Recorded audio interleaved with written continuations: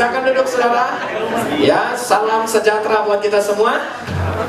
Ya, dan saya percaya sekali Tuhan memberikan kepada kita ya kasih karunia demi kasih karunia. Dan secara khusus pada bulan Agustus ini saya ingin mengajak kita untuk bersama-sama melihat tema pada bulan ini ya, making changes ya, impacting nation. Ya, saya ingin mengajak kita semua sepanjang 1 bulan ini kita berfokus bagaimana Tuhan mau memakai kita untuk membawa perubahan demi perubahan. Beritahu kepada sebelahmu, Tuhan mau membawa perubahan demi perubahan. Ya, kasih tahu lagi ke belakang, perubahan demi perubahan. Ya, pertanyaannya hari ini, hidupmu makin berubah? Ya, atau tidak pernah berubah-berubah? Ya, tapi saya percaya Tuhan mau membawa perubahan demi perubahan. Ya, di waktu perubahan terjadi, apa yang Tuhan mau lakukan? Tuhan mau kita memberikan dampak, pengaruh kepada kota dan bangsa kita. Saudara, saya percaya sekali, secara khusus pada minggu ini saya mau menyampaikan tentang, coba perhatikan semuanya, 3 hal yang nanti kita akan adopsi bersama-sama sebagai perubahan yang kita rindukan supaya terjadi di tengah-tengah komunitas kita. Kita merindukan supaya Tuhan melakukan pekerjaannya di tengah-tengah saudara dari lingkungan kita. Dan kemudian pada minggu yang ketiga, ya, pemimpin departemen misi, ya, nanti saudara akan ketemu siapa dia, ya, dia adalah pemimpin departemen misi yang ada di Abba Love Ministry. Ya, dan dia akan menyampaikan kepada kita bagaimana ya kita memiliki sebuah visi penginjilan, misi secara keseluruhan dari Abba Love Ministry. Ya, jadi saudara siapkan diri pada minggu yang ketiga. Kasih tahu kepada sebelahmu, minggu yang ketiga. Ya, pada minggu yang ketiga kita akan menyiapkan diri. Lalu pada minggu yang terakhir kita akan bersama-sama ya mendapatkan pesan bagaimana kita membawa perubahan di dunia kerja di mana kita berada. Kita membawa perubahan bukan hanya sekedar di dalam gereja, di dalam lingkungan kita, tetapi kita juga membawa perubahan di tengah-tengah dunia kerja, di tengah kantor kita, di tengah-tengah perusahaan, di tengah-tengah lingkungan, institusi yang sudah Tuhan percayakan kepada kita semua. Sebab itu dalam 3 minggu, dalam 1 bulan ini kita mau menyiapkan hati untuk menerima isi hati Tuhan. Ya, dan pada minggu yang kedua, berita yang luar biasa buat kita semua. Ya, pada minggu yang kedua kita akan mendapatkan isi hati Tuhan, yaitu apa? Melayani keluarga kita semuanya. Caranya gimana? Sebab itu minggu yang mendatang kita memindahkan celebration kita ada di rumah masing-masing. Ya, jadi saya percaya sekali ya, jangan hanya sekedar kita ada di tengah-tengah ya dari celebration kita, perayaan di dalam ibadah raya. Tapi pada minggu yang mendatang pada tanggal berapa? 11 Agustus ya, kita semua silakan saudara berfellowship. Bahkan ada juga yang mau membuat fellowship di dalam dynamic community, komunitas-komunitas ya, dan yang masih merasa sendirian, ini kesempatan terbaik ya untuk saudara bisa join di dalamnya ya. Dan buat kita semua yang sudah kembali ke daerah kita masing-masing, silahkan kita utus saudara dengan damai sejahtera. Ya, tapi jangan lupa saudara, 18 Agustus kembali lagi ya, kita akan merayakan dan kita juga akan mendengar isi hati Tuhan tentang misi dan visi secara korporat dari Abba Love Ministry. Nah, hari ini saya mau menyampaikan tentang Tuhan mau kita memiliki pada hari ini passion dan compassion.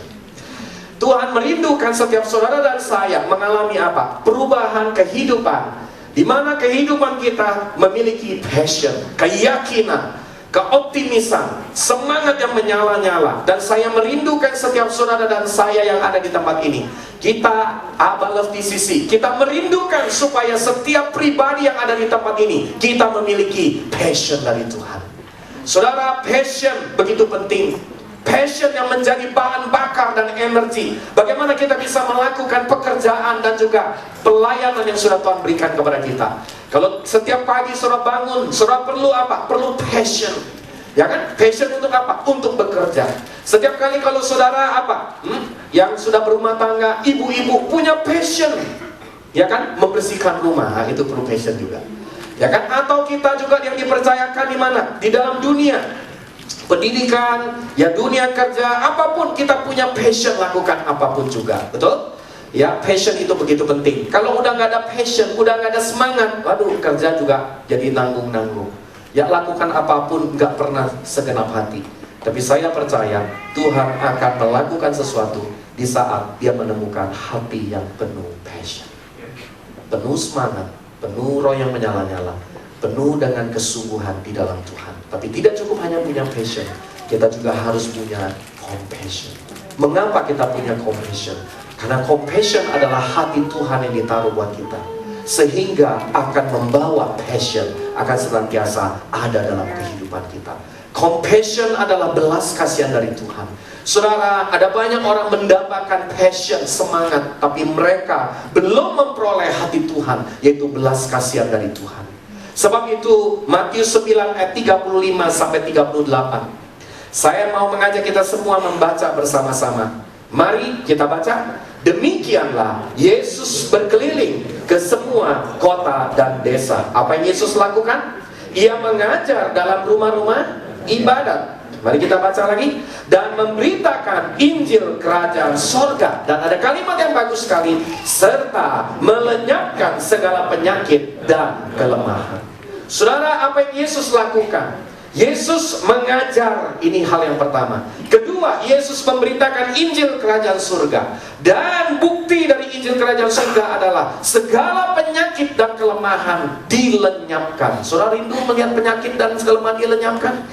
Penyakit apapun hari ini yang bisa disebut namanya akan dilenyapkan. Dan bukan hanya itu saudara, segala kelemahan apapun. Coba lihat semuanya ke depan. Saudara punya kelemahan apa? Kelemahan fisik, kelemahan dalam apa? Jiwanimu, kelemahan di dalam perasaanmu, kelemahan yang sedang kau alami dalam keluarga, kelemahan yang kau alami dalam pekerjaanmu. Hari ini Tuhan berkata, Dia akan melenyapkannya. Dan mari kita baca sama-sama. Melihat orang banyak itu, ya, ayo sama-sama. Tergeraklah apa saudara? Hati Yesus oleh apa? Belas kasihan. Nah, garis bawahi kata belas kasihan. Inilah yang dinamakan compassion. Mengapa saudara? Kepada mereka karena mereka lelah. Coba lihat wajah sebelahnya. Ada yang lelah? Karena jangan-jangan pembantu sudah pulang, memang jadi lelah. Kelihatan dari wajahnya memang ada kelelahan menjelang saudara hari yang memang sudah menjadi hari kebesaran dari bangsa ini, ya kan? Nah, ada kelelahan, ya kan? Yaitu kenapa saudara? Waktu kita berumah tangga ada yang lelah banget lihat pasangannya, ya kan? Bahkan juga dalam gereja ada kelelahan, ya kan? Lelah banget lihat wajah dia, saudara. Tapi saya percaya hari ini, mulai dari sekarang tidak ada lagi kelelahan. Tuhan akan menggantikan dengan kekuatan dari Tuhan. Ya, dan bukan hanya kelelahan apa saudara? Terlantar. Nah ini banyak yang terlantar. Ya, walaupun mungkin penampilannya ya semuanya dia punya, hidupnya oke, tapi hidupnya sedang terlantar. Kenapa saudara? Mari kita temukan. Ternyata kata kuncinya apa? Seperti, ayo kita baca, domba yang tidak bergembala. Nah, hari-hari ini banyak domba-domba udah jadi orang Kristen, udah ada di gereja, tidak bergembala. Ya, tidak ada yang memuridkan dia. Nggak ada yang membawa dia dalam komunitas. Makanya saya percaya, jangan sampai saudara di tempat ini domba-domba gentayangan. Ada amin? Jadilah domba-domba yang digembalakan. Saudara setuju? Ya, kita semua perlu digembalakan. Gembala agung kita namanya Yesus Kristus. Sebab itu gembala kita mempercayakan gembala-gembala di tempat ini untuk mengembalakan saudara. Ya. Lalu dikatakan apa saudara? Saya bacakan. Maka kata Yesus kepada murid-muridnya. Ada hal kata kedua yang saya mau saudara baca. Tuayan memang banyak. Ini hal yang kedua yang saudara perlu pahami. Bahwa tuayan memang banyak. Tetapi ada hal yang ketiga, bekerja sedikit. Karena itu apa yang kita mesti lakukan saudara? Mintalah kepada Tuhan yang empunya tuayan. Siapa yang punya tuayan? Tuhan kita. Tuhan yang empunya tuayan saudara. Maka supaya ia mengirimkan pekerja-pekerja untuk tuayan tersebut. Saya percaya tuayan ada di depan mata, tapi Tuhan yang akan mengirimkan pekerja untuk tuayan itu. Saudara, begitu banyak hal yang kita lakukan dalam hidup ini. Tapi dengar baik-baik, kita mesti minta sama Tuhan. Karena Tuhan yang akan mengirimkan pekerja buat kita semua. Saudara setuju? Ya, buat yang lagi di kantor, lagi butuh karyawan, ya kan? Dan juga sebaliknya lagi, kita yang lagi dalam keluarga, lagi butuh apa? Pembantu mungkin. Atau mungkin kita yang single, butuh apa saudara? Tapi saya percaya hari ini, Tuhan akan mengirimkan semuanya buat kita. Saudara, mari hari ini kita lihat, apa maksudnya orang banyak yang lelah dan terlantar. Di dalam Matius pasal 9 ayat 36 ini, ya, saya menemukan di dalam The Living Bible, kata orang banyak yang lelah dan terlantar. Di dalam Living Bible, ini saya terjemahkan di dalam bahasa Indonesia versi The Living Bible. Ya, saya bacakan. Orang-orang yang banyak ini, yang lelah dan terlantar, ternyata adalah orang-orang yang apa? Karena kesukaran-kesukaran yang mereka hadapi sangatlah besar. Dan mereka tidak tahu apa yang mereka harus lakukan. Dan tidak tahu kemana harus mencari pertolongan. Lihat ke depan, saudara. Hari ini saudara mesti bersyukur. Kalau saudara sedang menghadapi masalah, saudara tahu mau kemana. Benar nggak? Saudara datang kepada pemimpin komunitasmu, DC leadermu. Kalau engkau punya tantangan, engkau punya orang tua yang hari ini membesarkan engkau. Kalau di dalam gereja engkau punya pergumulan, engkau punya pemimpin-pemimpin, bapak-bapak rohani, kakak rohani yang memperhatikan hidupmu. Tetapi hari-hari ini, coba lihat semuanya, ada banyak orang di luar dari tempat ini yang mereka sedang membutuhkan. Siapa saudara? Orang-orang yang memperhatikan mereka, orang-orang yang mengasihi mereka. Yang saya bersyukur sekali, hari ini kita kedatangan beberapa teman-teman. Minggu yang lalu juga saya melayani satu keluarga besar, saudara. Di sore hari, minggu sore kemarin, ya saya sudah janjian dengan salah satu anak mereka yang juga perlu digembalakan. Ya, makanya saya berdoa dan saya bersyukur. Ya, ada beberapa teman-teman yang kita ketemu juga, ya, pada beberapa minggu yang lalu, saudara, sambil makan. Ya, saya percaya, saudara, hari ini saya rindu, benar-benar dari hati, saudara. Ayo, jangan hanya berfokus sama diri sendiri, tapi mulai hari ini, carilah orang-orang yang gak tahu mereka mau kemana. Mereka gak ngerti mereka mau cari pertolongan di mana. Dengar baik-baik, saudara, lihat semuanya. Saudara mau dipakai oleh Tuhan untuk menjadi seperti Yesus. Ada amin, saudara? Engkau akan dipakai oleh Tuhan. Sebab itu, bagaimana engkau memiliki hati seperti Yesus? Isi hati Yesus yang pertama, seperti tadi dikatakan, ada compassion, ada belas kasihan. Saudara tahu apa beda belas kasihan dengan kasihan?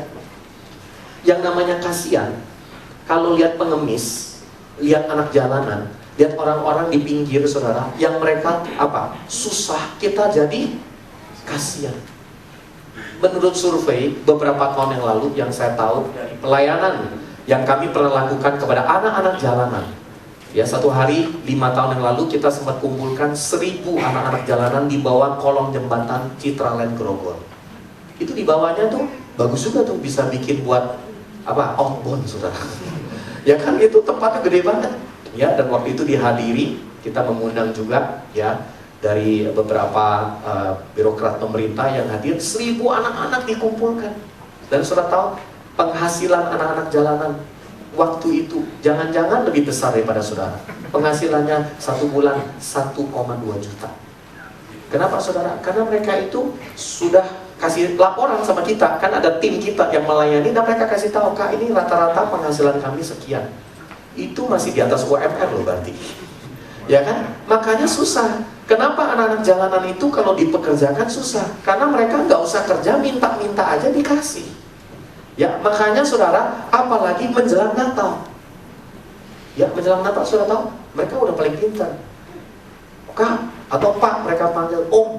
Kalau yang namanya Natal, pokoknya kita nyanyi lagunya Kristen. Dikasih pasti uang tipsnya lebih gede lagi. Ya, memang mereka sudah ngerti teknik-teknik menggugah hati orang-orang Kristen. Ya kan, penghasilan Natal ada meningkat. Jadi saudara, ini mirip omset perusahaan kita. Ya, ada musim-musimnya, ya, musim tinggi, musim rendah, ya kan? Nah, ini apalagi menjelang yang sekarang-sekarang nih, ya kan? Makanya dengar baik-baik, saudara, ya kan? Kita kalau lihat anak jalanan, kalau lihat sementara, kasihan. Tapi kasihan itu perasaan dan sifatnya sementara. Kalau sudah membawa anak jalanan, kita sempat bawakan anak jalanan ini di dalam rumah singgah di daerah Grogol, kita sewakan kontrak di sana, kita bayar. Itu anak jalanannya bebas, boleh datang dulu. Ya, dan biasanya nanti terseleksi yang mau stay sama yang tidak. Ya, jadi biasanya nggak gampang. Nanti ada seleksinya. Ini mirip saudara penerimaan pegawai. Ya, mereka itu di screening dulu, ya, dikasih kebebasan boleh datang ke rumah singgah ini. Nah, sesudah dalam beberapa bulan nanti kelihatan yang mau menetap. Udah itu mau dididik aja setengah mati. Timbul apa? Bukan lagi belas kasihan, kesel. Ya, ini yang mau ditolongin nggak tahu diri nih, benar nggak saudara? Ya kan, kalau lagi pertama mah, wah semua mah seneng banget tuh, rindu. Ya kan, tiap hari kalau perlu datang, ya kan. Tapi biasanya kalau pelayanan seperti ini udah setahun, nah itu mau telepon pun udah nggak ada yang datang. Kenapa saudara? Karena kita digerakkan melayani oleh karena cuma kasihan.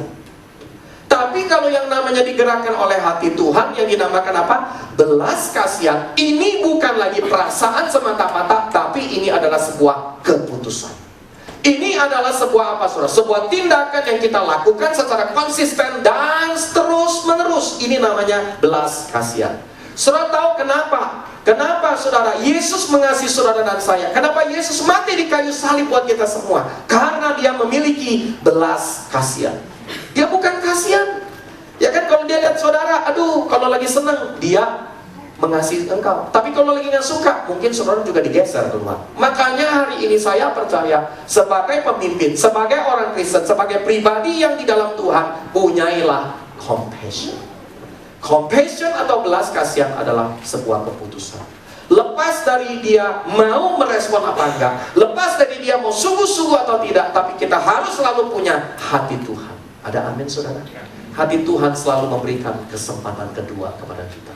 Dia selalu memberikan, dia selalu menantikan kepada kita. Sebab itu saya berdoa, saya minta belas kasihan Tuhan ada di tengah-tengah kita. Saudara, yang kedua, isi hati Yesus bukan hanya compassion, tetapi punya passion. Sesudah dia memiliki belas kasihan, dia juga melihat bahwa tuaian memang banyak. Makanya orang-orang yang punya compassion selalu bisa melihat dari semua yang negatif sekalipun, tetapi dia selalu bisa melihat kesempatan dalam kesempitan. Orang-orang yang percaya di dalam Tuhan selalu bisa melihat kesempatan dalam kesempitan, bukan kesempitan dalam kesempatan. Setiap kali kita kalau berpikiran negatif, kita selalu berpikiran pesimis, maka kita tidak akan pernah punya keyakinan. Maka saya percaya, coba lihat semuanya ke depan. Saudara percaya bahwa dunia ini akan percaya kepada Yesus sebagai Tuhan dan Juru Selamat? Bukankah Yesus berkata bahwa semua lutut akan bertelut, semua lidah akan mengaku, semua mereka akan percaya dan berkata Yesus adalah Tuhan? Tapi kalau lihat kenyataannya hari ini bisa apa enggak? Nggak usah ngomong jauh-jauh di luar dari gereja. Di gereja aja banyak tantangannya, benar nggak saudara? Tapi saya selalu percaya dan punya keyakinan yang kuat, passion dari Tuhan. Dengar baik-baik, kalau Tuhan yang berdaulat berbicara itu, berarti bisa atau tidak bisa? Pasti bisa. Kita tidak tahu caranya, tapi kita harus punya keyakinan yang kuat. Benar nggak saudara? Sama seperti waktu saudara memulai pertama kali bisnismu, kerjaanmu, pelayananmu, apapun yang kau lakukan. Pertama, mungkin ragu-ragu, benar nggak? Saudara nggak punya pengalaman, tapi modal yang paling penting punya apa? Passion. Benar nggak? Saudara kalau udah punya modal passion, udah punya semangatnya, saudara bisa lihat keoptimisan melakukan sesuatu, ada semangat yang menyala-nyala. Saya mau beritahu, luar biasa. Itu yang akan menuntun saudara kepada keberhasilan. Saudara, hati yang kedua, punyailah keyakinan yang kuat. Tapi ada yang ketiga, isi hati Yesus yang ketiga, dilihat dari mana? Ayat 37 dan 38 dikatakan apa? Tuaian memang banyak, tetapi bekerja sedikit. Karena itu apa saudara? Mintalah kepada Tuhan yang mempunyai tuaianmu. Itu bicara apa? Sense of urgency dan crisis. Saudara, hari-hari ini ada banyak krisis, ada banyak urgency yang kadang-kadang kita tidak sadar dan kita tidak paham. Tapi Yesus berkata, hari-hari ini begitu penting dan mendesak. Saudara tahu, hari-hari ini begitu penting dan mendesak saudara. Ya, saya percaya saudara, Tuhan mau setiap kita hari ini, di saat hari-hari yang penting dan mendesak ini, dengar baik-baik, semuanya lihat ke depan saudara, Yesus akan segera datang. Saudara tahu ini adalah hari yang penting dan mendesak. Kalau saudara hari ini menyadari, ada banyak orang-orang yang kita tidak tahu kapan saja dia bisa dipanggil Bapa di surga. Ada banyak orang yang hari ini yang mereka membutuhkan pertolongan. Kenapa saya sebut penting dan mendesak? Mari kita lihat. Karena ada banyak orang yang lelah dan terlantar. Ada banyak orang yang stres.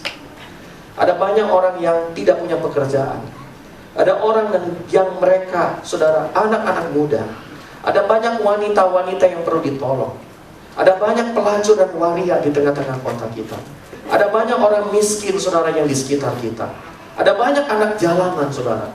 Ada orang-orang yang terikat dengan narkoba. Ada orang-orang yang berada di penjara.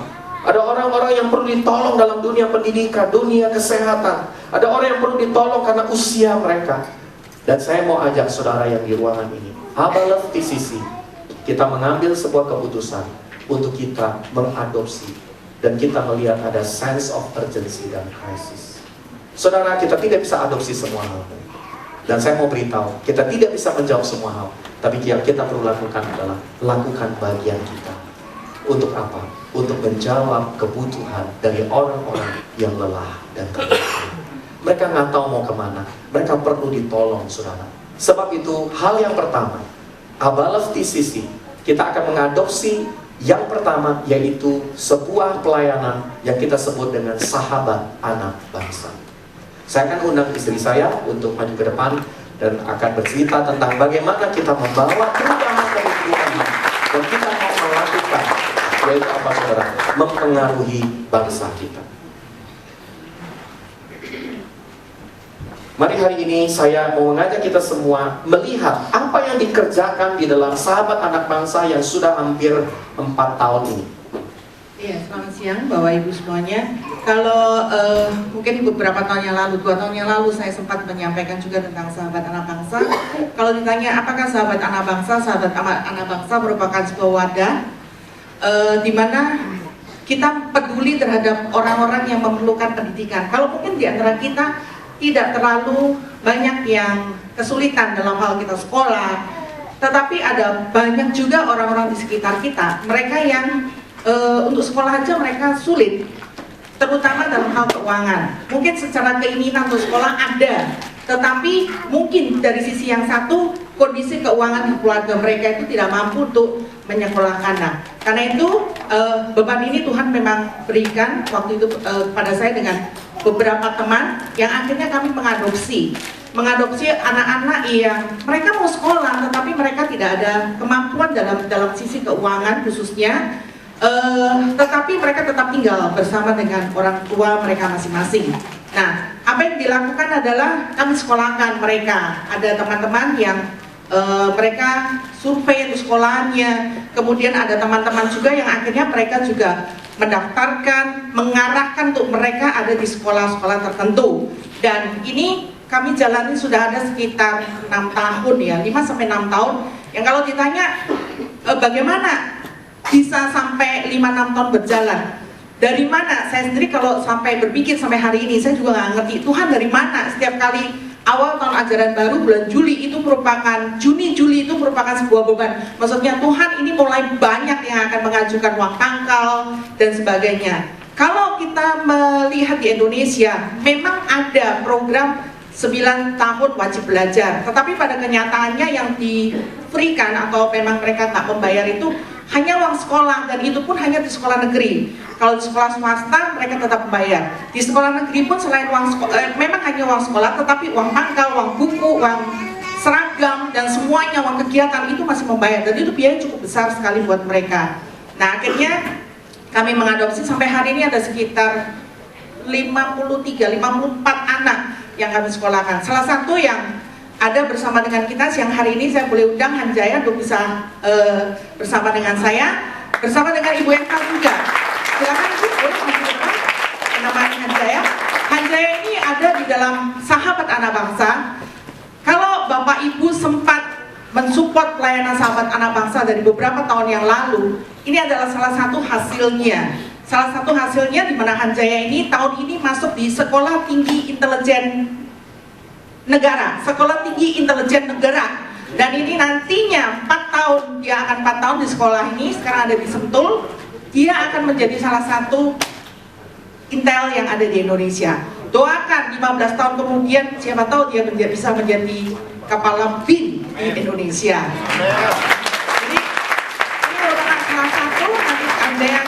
berbicara. Dan sampai hari ini yang sudah lulus kuliah, yang ada bersama dengan sahabat anak bangsa, satu Hendra Panjaitan sudah lulus sekolah, sudah lulus sebagai sarjana hukum. Kemudian ada Dora, yang mungkin 2 tahun yang lalu ada bersaksi. Dora sudah lulus dari bidan dari Universitas Sahid. Kemudian satu lagi Ahmad Yani, dia masuk di TNI AL, di TNI Angkatan Darat. Kemudian yang keempat yang masuk di kuliahnya adalah Hanjaya. Ini ada beberapa, ada Dora, ada Hendra Panjaitan waktu dia lulus, dan beberapa wajah-wajah daripada sahabat anak bangsa yang sampai hari ini kami tetap cover. Hanjaya bisa cerita gimana pertama kali? Perkenalkan diri saya dulu, nama saya Hanjaya Cokro. Saya sekarang tinggal sama mama saya dan juga adik saya di SMA 78 di Kemanggisan. Adiknya yang ada di SMA 78 sekarang ini masuk, dia juga ada di dalam sahabat anak bangsa yang nanti ada rencana, ada kerinduan untuk menjadi antara notaris atau arsitek yang nantinya mungkin ada bersama juga dengan sahabat anak bangsa. Silakan. Saya ingin mengucapkan terima kasih yang sangat banyak buat jemaat-jemaat sekalian yang sudah mendukung kami, terutama dari sahabat anak bangsa, sudah sangat membantu kami. Pada awalnya tuh semenjak papi meninggal, Kelas berapa itu Hanjaya? Itu SMP kelas 2. SMP kelas 2 waktu itu papinya meninggal dan mereka mengalami kesulitan di sekolah, padahal yang kami tahu waktu itu adalah Hanjaya dan adiknya itu adalah anak yang pintar banget ya, pintar sekali, dan waktu itu akhirnya kami adopsi untuk ada di sahabat anak bangsa. Jadi pada waktu itu kan mami juga udah pusing, kami semua pusing gimana nih mau melanjutin sekolah, nggak ada biaya, nggak ada duit. Jadi setelah beberapa lama kemudian mami dapat kabar itu ada di gereja, ada bantuan dari gereja namanya tuh Sahabat Anak Bangsa. Jadi terus kami tuh dengan Sahabat Anak Bangsa ini kami mendapat bantuan berupa biaya sehingga kami bisa melanjutkan sekolah. Dari adik saya waktu itu SD, sekarang sudah SMA, itu berkat bantuan dari Sahabat Anak Bangsa dan juga saya. Ada mimpi nggak sebelumnya Hanjaya waktu sekolah nantinya kepingin jadi Intel yang ada di Indonesia? Saya tuh punya mimpi. Pada saat SMA saya bingung kan mau lanjutin universitas di mana. Saya tuh pengennya tuh apa sih, jadi yang bisa berguna lah buat bangsa ini. Banyak keinginannya. Dia bisa berguna buat, pengen ngebanggain, pengen jadi orang yang berguna, terus pengen ngebanggain mami juga kan. Pas lagi saat belajar waktu itu tiba-tiba guru BK di sekolah saya datang ke kelas, dia ngumumin ada pendaftaran sekolah tinggi intelijen negara. Nah itu sangat kebetulan banget kan, kalau ternyata ada sekolahnya juga. Jadi itu ketika itu juga tiba-tiba tuh kayak ada yang, saya tuh biasanya tiba-tiba tuh ada yang gerakin hati saya buat daftar ini. Untuk langsung daftar. Dan untuk bisa masuk ke sekolah tinggi intelijen negara ini, kira-kira gampang nggak sih? Nah itu susah. Sangat sulit, ada 7 tahap ya? Iya 7 tahap. Ada 7 tahap tes yang dilalui Hanjaya untuk dia bisa lolos, dan sampai hari ini hanya ada berapa? 120 orang ya? 124 orang dari seluruh Indonesia. Dari seluruh Indonesia yang ada di sekolah ini, dan doakan, sekali lagi doakan dia. Sekali waktu 4 tahun lagi dia akan masuk di BIN, Badan Intelijen Negara. Dan sekali lagi saya tadi berbicara pada Hanjaya, saya percaya sekali waktu 15-20 tahun lagi jadi kepala BIN di Indonesia. Oke, Tuhan memberkati. Satu lagi, apa yang bisa kita lakukan? Kalau Bapak Ibu mau tergerak bersama-sama, ada bersama dengan Sahabat Anak Bangsa, dan bisa datang bersama dengan saya, apa yang kita bisa support untuk kita lakukan untuk tetap Hanjaya, untuk mereka tetap ada dan mereka bisa mencapai mimpinya. Tuhan memberkati. Dan selain Hanjaya, ada Hendra. Saudara kenal Hendra ini? Dulu penodong di Citra Land Global dan spesialisasi menusuk orang Chinese. Ya, karena dia tidak suka sama orang Chinese, kemudian dia mengambil keputusan untuk yaitu menodong.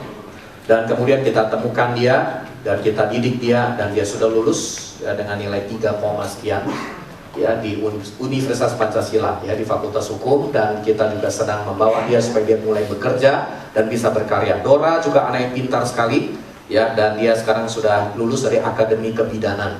Ada Ahmad Yani, itu dulu keluarganya satu paket dari kakek, nenek, sampai papa mamanya, sampai dia pengemis.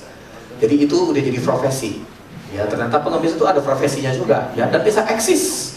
Ya, dan akhirnya sekarang dia menjadi salah satu TNI di Angkatan Darat, karena kami punya pribadi yang kami kenal ya, yang sebelumnya menjadi salah satu pejabat militer tertinggi di Indonesia ya. Dan ada banyak hal-hal lain yang kita tentunya yang kita rindu, yang saudara bisa temukan dengan saudara mengadopsi mereka, dan saudara melihat bahwa apa yang kita investasikan tidak pernah sia-sia. Abah di sisi kita akan mengambil keputusan kita mengadopsi ini, dan kita berdoa kalau saudara tergerak dan saudara kita rindu supaya kita juga bisa lakukan apa? Mendidik generasi muda menjadi pemimpin masa depan. Dan hari ini yang kedua, bukan hanya orang yang lelah dan terlantar dari orang-orang yang tidak punya kemampuan secara keuangan untuk mereka melakukan apa? Sekolah dalam pendidikan. Tapi yang kedua juga adalah kita mengambil sebuah keputusan bahwa Abah PCC kita akan mengembangkan pelayanan penginjilan kepada orang-orang sakit. Saudara pernah sakit? Kelihatan dari wajahnya tidak pernah sakit. Coba yang pernah sakit angkat tangan. Saudara semua pernah sakit ya. Dan kalau sakit yang biasa itu hal yang lumrah. Tetapi sakit yang khusus, dan orang-orang yang sakit yang ada di rumah sakit, bahkan orang yang sakit yang sudah tidak bisa ditolong lagi. Dan saya percaya ini adalah sebuah beban dan juga tanggung jawab yang Tuhan ingin berikan kepada kita. Saya ingin undang Elton ya, boleh maju ke depan, dan silakan kita akan mendengarkan bagaimana Tuhan menyiapkan Elton. Ya, saya mau kita berikan sekali lagi tepuk yang terbaik. Ya, Elton, ya, dia berbahasa Inggris, ya walaupun dia sudah bisa bahasa Indonesia juga, tapi daripada dia bisa ngomong kita kurang ngerti. Ya, dan jadi dia akan cerita kepada kita bagaimana Tuhan memberikan beban kepada dia, kepada orang pelayanan kepada orang sakit, dan apa yang kita mau capai dalam pelayanan healing ministry ini. Silakan. Ya, nama saya Elton, saya orang Australia. Jadi saya baru belajar bahasa Indonesia. Maaf saya kalau bahasa saya aneh dan pelan-pelan. Saya mau bilang tentang pelayanan kesembuhan, healing ministry, DCC. Pelayanan kesembuhan. Yes. Saya lahir di Malaysia. Tapi saya sudah di Australia 20 tahun lebih. Sejak tahun 2004, I speak in English. That's why I stand here. Sorry. Okay. God gave me a prophetic word about the end times. Tuhan memberikan saya nubuatan tentang akhir zaman. That God will raise a generation in the last days of faceless heroes. Tuhan akan membangkitkan generasi di akhir zaman yang tanpa wajah. Yeah. In the end times, it will not just be 1, 2, or 3 superstar Christians. Di pada akhir zaman bukan hanya ada 1 atau 2 orang Kristen superstar. But God wants His church to rise up. Tapi Tuhan mau gerejanya untuk bangkit. Everyone will be the superstar. Semua orang akan menjadi superstar. Everyone will be the minister. Semua orang akan menjadi pelayan Tuhan. Everyone will be the leader. Semua orang akan menjadi pemimpin. So this is the ministry of the body. Inilah pelayanan tubuh. In Ephesus 4, Efesus 4, God says He gave us apostles, prophets, evangelists, pastors, teachers. Tuhan, Efesus 4 mengatakan Tuhan memberikan kepada kita rasul, penginjil, nabi, guru, dan gembala. And the reason for that is to equip Dan alasannya adalah untuk memperlengkapi and to mobilize dan untuk menggerakkan the Christians for ministry. Menggerakkan orang-orang Kristen untuk pelayanan. God's plan is not for the leaders like us to do the ministry. God's plan is not for the leaders to do the ministry alone. Rencana Tuhan bukan hanya untuk para pemimpin seperti Kak Seno untuk melakukan pelayanan.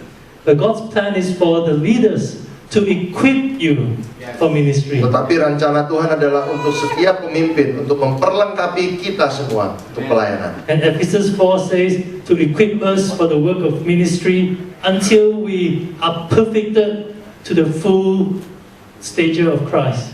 Dan rencana Tuhan di Efesus 4 dikatakan kita diperlengkapi sampai kita mencapai kesempurnaan, tingkat kesempurnaan untuk pelayanan tersebut. So DCC healing, we want to call it a movement, not a ministry.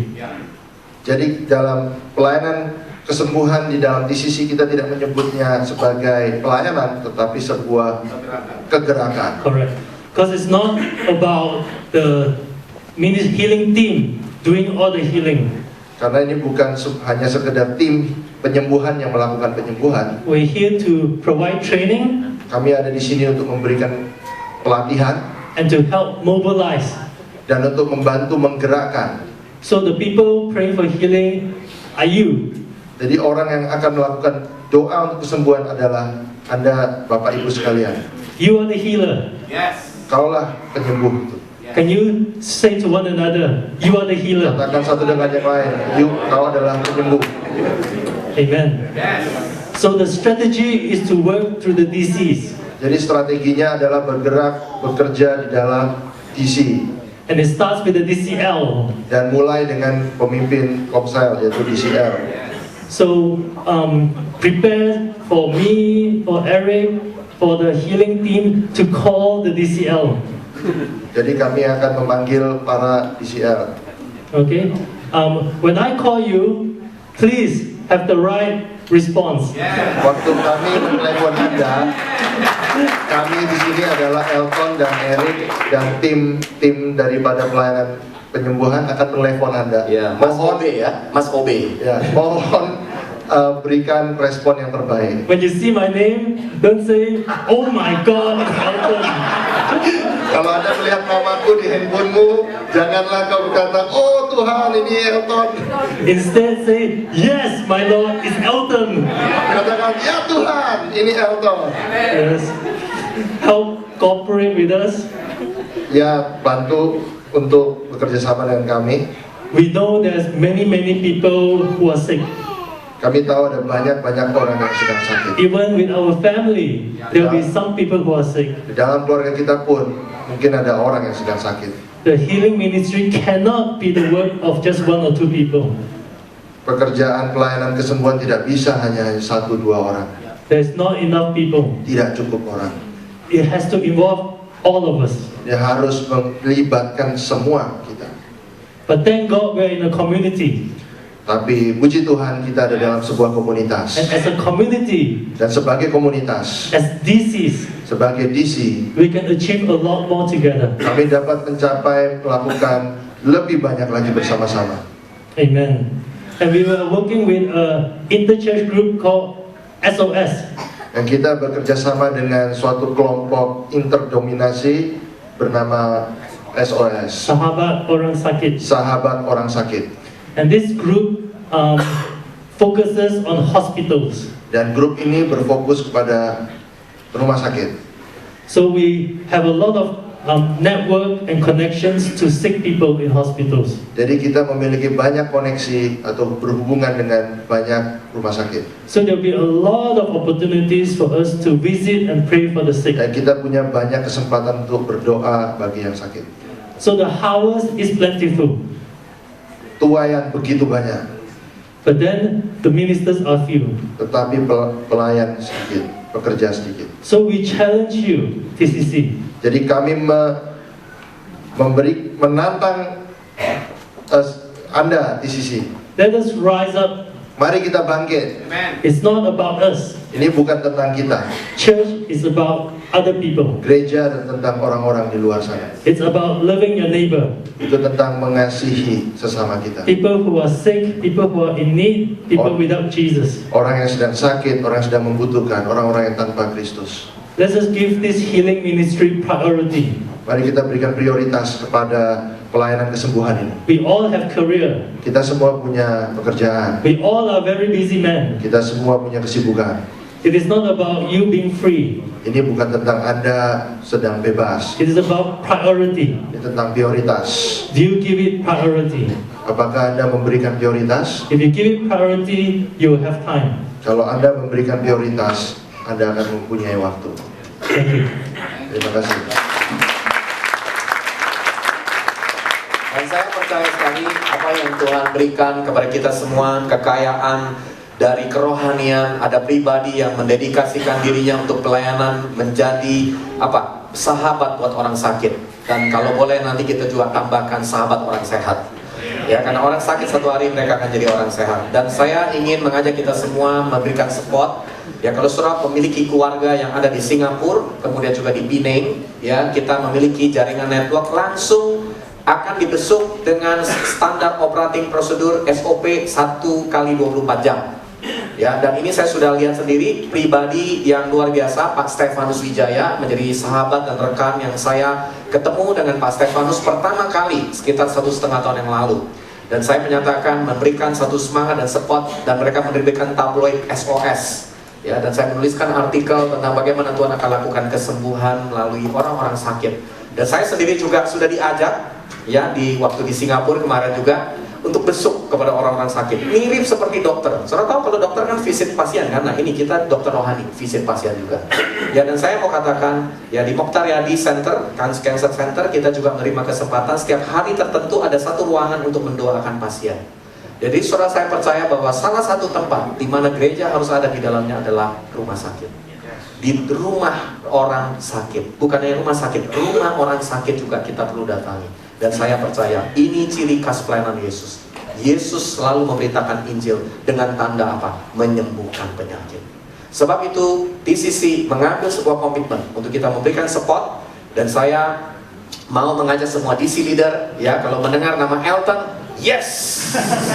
Ya, kemudian kita akan berkata, I must obey. Saya pasti akan taat. Saya mau lakukan yang terbaik. Kenapa, saudara? Ini adalah pelayanan akhir zaman. Ya kan? Kenapa? Karena Tuhan mau memakai kita melakukan pelayanan kesembuhan, menjangkau jiwa. Ingat loh, satu orang sakit disembuhkan, satu keluarga akan mengenal Tuhan. Saudara rindu ini terjadi? Ya, ini pasti terjadi. Yang ketiga, kita akan mengadopsi yang ketiga yang sampai sekarang ini yang Tuhan sudah bukakan. Yang pertama sahabat anak bangsa, yang kedua pelayanan healing movement, ya, yang ada di dalam pelayanan yang nanti Alton akan pimpin. Yang ketiga adalah saya ingin undang Kak Bastian, ya. Dan kita akan mendengarkan tentang Mana Project. Ya, project membagikan roti kepada miliaran orang. Ya, wah, ini berita gembira yang kalau mau dapat makan roti. Ya, tapi hari ini sekaligus saya juga akan mengajak kita semua memberikan dukungan, bisa dalam bentuk dana juga, bisa juga dalam bentuk saudara menjadi pribadi yang terlibat di dalamnya. Ya, dan apa yang menjadi proyek ini, mari kita saksikan. Ya, Kak Bastian akan menceritakan kepada kita semua tentang apa yang mereka sudah lakukan selama bertahun-tahun di dalam pelayanan Mana Project. Sebelum saya ngomong, saya minta tim audiovisual untuk mungkin bisa tayangkan satu video klip, cuma 4 menit, saudara.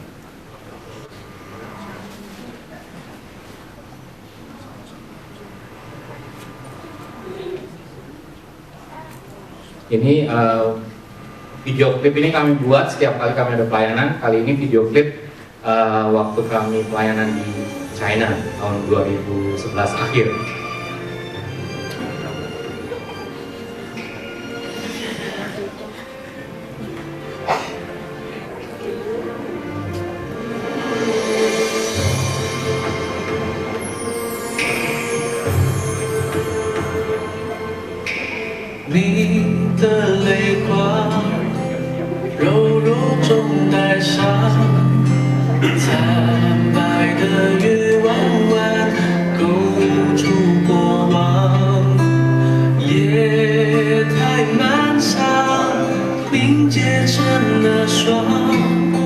Kami lakukan pelayanan ini di kota Hefei.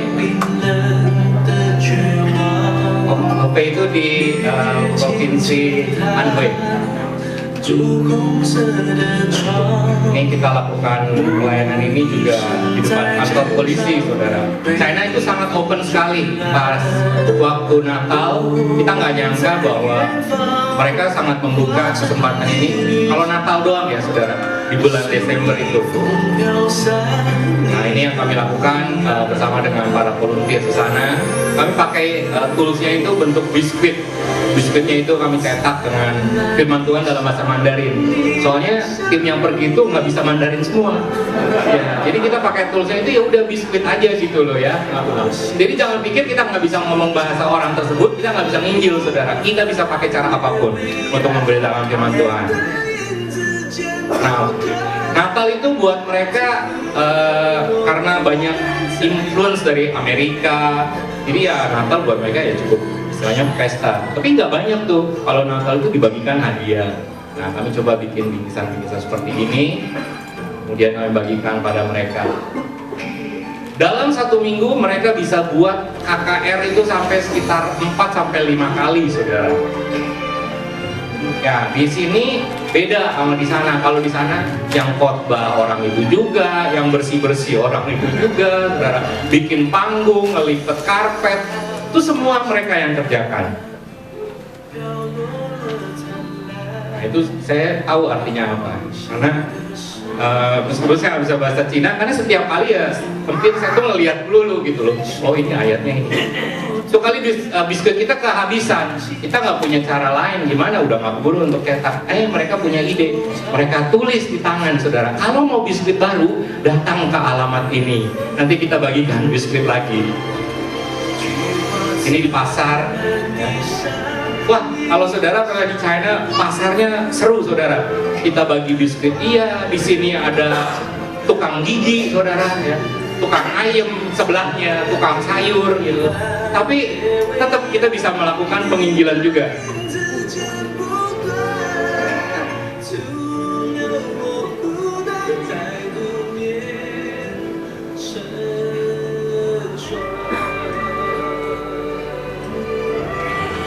Ya, ini depan kantor polisi. Dan luar biasa, awal kami takut banget waktu itu karena pikir China ya memang kita nggak boleh gegabah ya dalam satu penginjilan dalam satu negara, karena kita mesti tahu sikonnya itu bagaimana. Dan di China ini salah satunya itu kalau di bulan Desember sangat terbuka sekali ya. Yang saya mau ceritakan tentang pelayanan kami ini, Tuhan bilang bahwa terlalu sedikit bagi kita untuk menegakkan suku Yakub. Firman Tuhan di Yesaya 49 ayat 6 bilang, tapi kita akan dijadikan oleh Tuhan untuk menjadi terang bagi bangsa-bangsa. Nah, ini yang kami coba adopsi ya. Mungkin kita semua kalau udah kerja pengennya liburan, ada yang keluar negeri, ke Hong Kong, kemana semua. Tapi mungkin kita pernah nggak pikirkan kita pakai kesempatan-kesempatan itu, ya ada fun-nya juga, tapi kita juga bisa pakai untuk kita memberkati ke negara di mana kita juga berkunjung ke sana. Inti dari pelayanan Mana Project itu karena kita melihat kelebihan dari orang Indonesia, saudara. Orang Indonesia itu tidak perlu sampai susah banget diajarin. Mereka itu kalau lihat orang kurang makan, mereka tuh bisa bawa makanan cepat. Kalau mereka disuruh bantu, nggak usah ditanya, saudara, langsung apa yang saya bisa bantu. Itu tipikal orang Indonesia. Makanya salah satu misionari yang sangat-sangat efektif di luar negeri itu adalah orang Indonesia. Contoh di Pakistan saat ini, ya, negara Muslim seperti Pakistan, tapi mereka sangat menghargai orang-orang Indonesia. Kenapa? Kalau Lebaran, saudara, ini laporan dari para misionari, orang-orang Jerman, mereka semua dari badan-badan misi internasional. Orang Indonesia itu kalau Lebaran, udah nggak usah diajarin bagaimana cara mereka menjangkau orang. Cukup kasih kue Lebaran, bikin ketupat, kasih kue-kue basah. Orang-orang semua tuh langsung seneng. Dari situ mulai masuk ke dalam kehidupan orang. Dan disitulah kami bisa melayani. Banyak sekali yang kami bisa dapatkan kesaksian dalam pelayanan ini. Bagi kalian yang mau terlibat di dalam pelayanan Mana Project ini, silakan daftar ke saya. Ada banyak bentuk yang kami sudah plan untuk tahun-tahun ke depan. Contohnya di 2014 kemungkinan kami akan pelayanan ke Brazil, ya. Jadi kita akan datang ke World Cup 2014. Jadi saudara bisa kumpulin uang dari sekarang, ya. Jangan berpikir, aduh jauh, duitnya nggak ada, ya. Sering kali kita membatasi diri kita masalah biaya. Dana bukanlah penghalang di dalam kita melayani Tuhan. Amin. Berapa kelompok anak muda mereka saat ini, ada kelompok satu yang saya kenal, mereka pelayanan ke Israel. Mereka butuh satu anak, Bu Saudara, student profesional muda, 2.650 US dollar. Bayangkan, itu bukan biaya yang sedikit. Tapi mereka berdoa, kira-kira beberapa bulan. Dan baru saya dengar minggu lalu kabarnya 35 orang mereka bisa berangkat untuk melayani orang-orang Israel yang dibuang dan kembali sekarang ini ke Israel untuk dilayani. Dan Tuhan bisa sediakan dana itu. Amin. Ya, itu aja yang saya mau bagikan. Jadi hari ini sekaligus saya juga menyampaikan bahwa Kak Bastian akan menjadi PIC misi untuk di Abba Love TCC. Jadi semua yang berkaitan tentang pekerjaan misi, ya kita akan minta Kak Bastian untuk mendedikasikan dirinya. Ya ini memang kelebihannya karena masih single, still available, tapi nggak tahu ready to mingle. Ya tapi intinya adalah Kak Bastian sudah mendedikasikan diri dan dia menyatakan kesediaannya untuk membawa pelayanan misi di Abba Love TCC supaya kita benar-benar melakukan pekerjaan Bapak.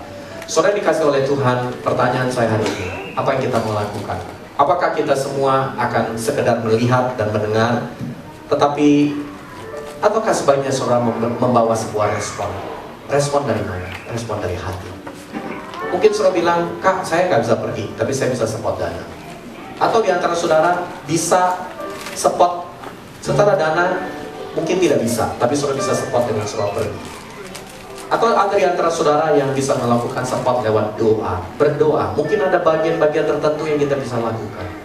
Yang saya percaya, tuayan begitu banyak, tetapi pekerja sedikit.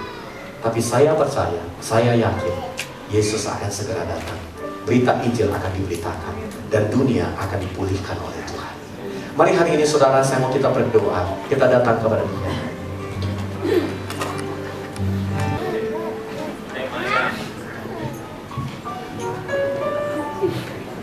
Tema yang luar biasa bulan Agustus ini, Making Change, Impacting Nation.